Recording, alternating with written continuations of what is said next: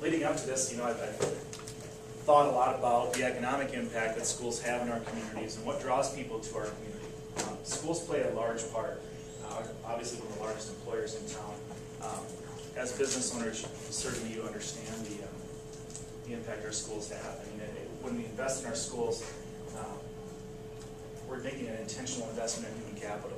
Took a look at our 5 buildings and took a look at how many actual classrooms we do have. And as you can tell, Lincoln is the one that has the largest number of classrooms, 24, all the way down to Washington at 21, and Willow Creek, of course, being the single section building at this time at 14. Currently, within our K-5s, we have 2 kindergarten rooms at Lincoln because of the half-day, 2 at McKinley with the half-day, 2 at Washington with the half-day, and 4 at Wilson with the all-day. Per year, it's $248,000 per year. It's Corey. The budget numbers for the Willow Creek edition, Yep. is that finished, furnished, square foot? Yes. So computer technology that needs to be added, furniture, the whole work. That includes all the space and then furniture and equipment, FF&E, yes. Okay. So. What are the projections for the number of students for the next 5 or 10 years? Where we've been in the last 5 to 10 years? What is our number of students? Well,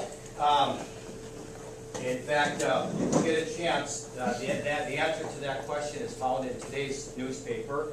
Compliments of Derek here because we just talked about this yesterday.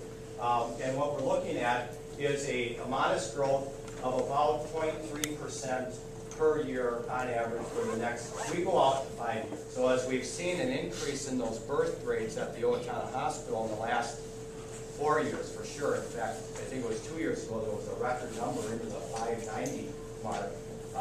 We tie that back to our enrollment forecast for those younger grades. What happens if the first question passes but the operating levy doesn't the second? Right, that is a good question.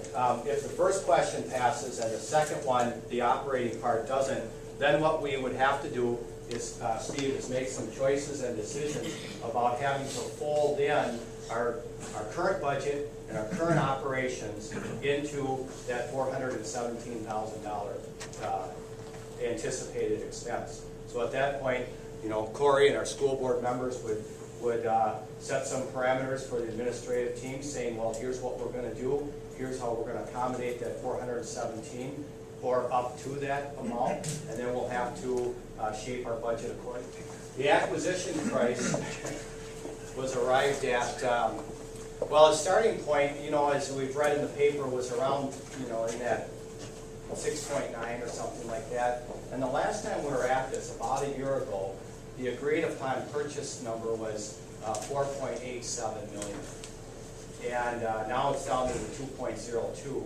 And the way it was arrived at was the Pillsbury Redevelopment Corp became involved, negotiated that purchase price on behalf of the school district.